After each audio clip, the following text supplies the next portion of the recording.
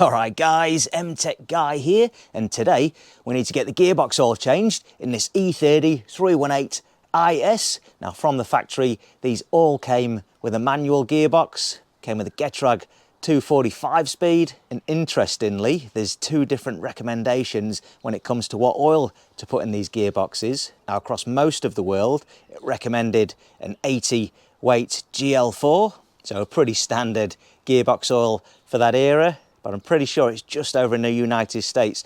It was recommended over there to use ATF, like a Dextron free. Now I'm not sure about using that in a gearbox like this because Dextron 3 is almost like water in comparison to a regular gear oil. I'm not sure if it was recommended anywhere else in the world.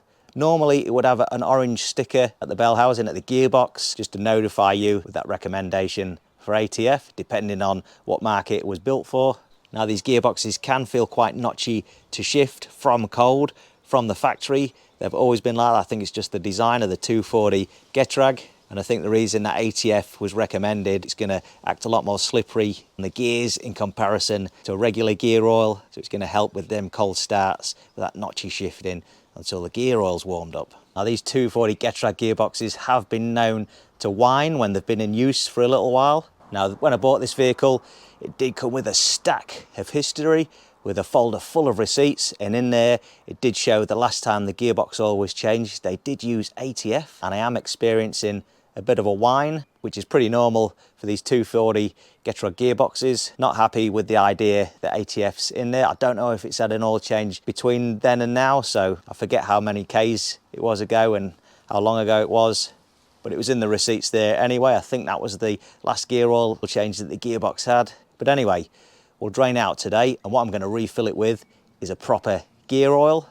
Now they recommend an 80 weight GL4. There are much more sophisticated gear oils available nowadays in comparison to when this vehicle first left the factory. So I'm going to go for a 75 80, and that'll just give it a little less viscosity for them cold starts when it's cold. Should help out with that shifting. It should remove a bit of the notchiness in comparison to if we were just using a straight 80 weight. And of course GL4 for a gearbox, you don't want to put GL5 gear oil in a gearbox because the additives can wreck your synchros. Now there are some fully synthetic gear oils available nowadays that they do recommend is safe as a GL4 or GL5. You can use it in either. I wouldn't feel comfortable doing that myself, so I'm just going to go for a straight GL4 75 80 weight, and I'm going to go for a fully synthetic because it'll be a little bit more slippery and it's going to last a lot longer than a regular mineral gear oil. How often should you change your gearbox oil in one of these cars? Well, I'd probably recommend either every 60,000 miles or 100,000 kilometers. If you're using a fully synthetic gear oil, it should last that long, but if you want to do it sooner, that's up to you. It never hurts.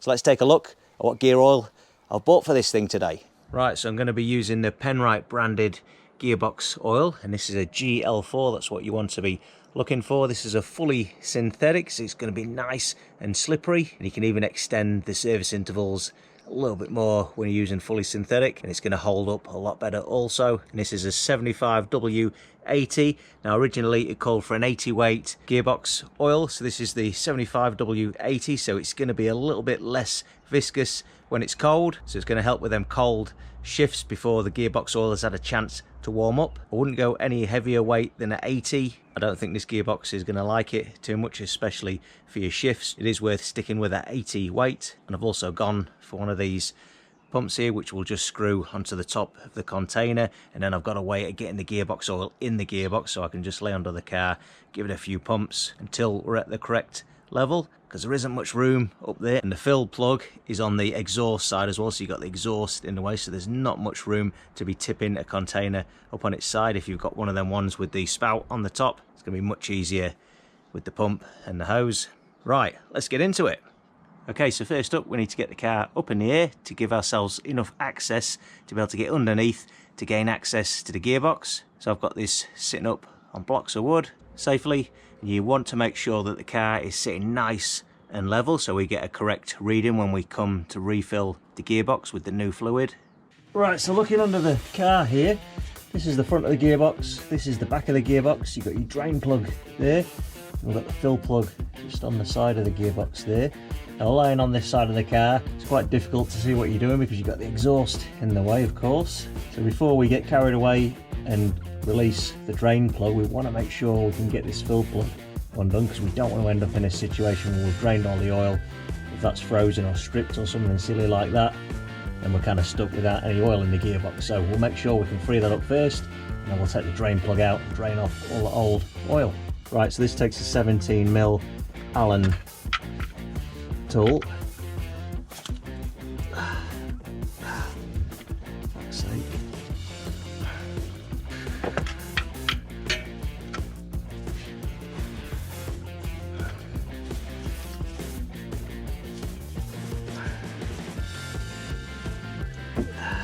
Fuck's sake. It's fucking ridiculous. Well, now this takes a 17mm Allen, and I did find it was incredibly tight. I've just broken it loose with a breaker bar, so I'll just wind her out. It was insanely tight, I don't know why.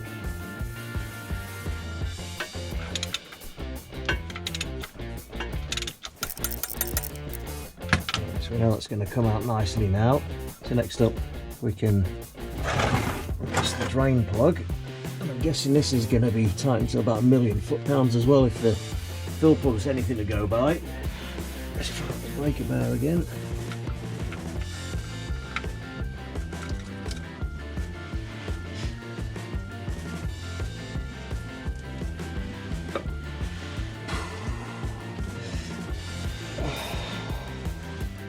It's definitely not as bad as the fill plug was. I'm so pleased I tried the fill plug first, because at one point it was looking like I wasn't going to get it undone just on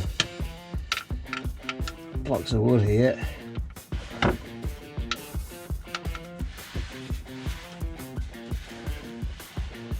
get ready to catch it.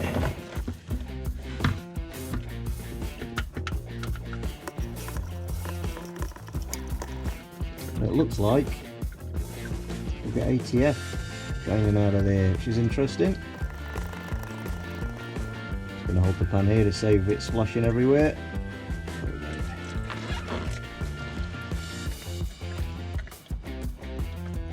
You can see just how watery that drained out, so I can't imagine ATF's going to do your gearbox any good. I've never liked the idea of using automatic transmission fluid in a manual gearbox. Alright, it might make your shifts feel much smoother, but it's not exactly a gear oil, is it? So I can't imagine it's going to prolong the life of the internals of the gearbox like a proper gear oil. But anyway, whatever, let's put some gear oil in there.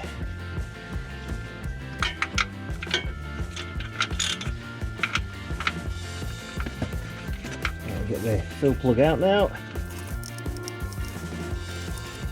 Looks like the drain plug's magnetic, so I think I'll give that a bit of a clean up before we put it back. So cleaned up now, so we can now refit the drain plug.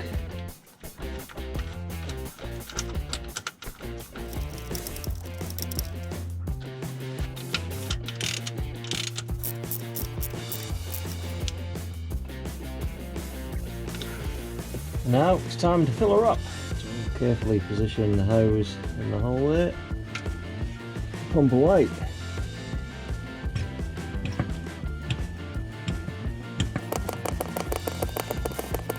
Going to keep pumping until we see a dribble come out the bottom of the fill hole there, because that's your level, that's the full line.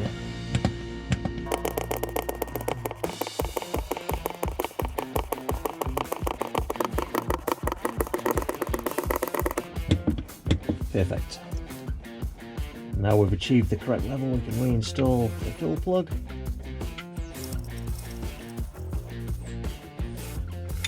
Tighten her up.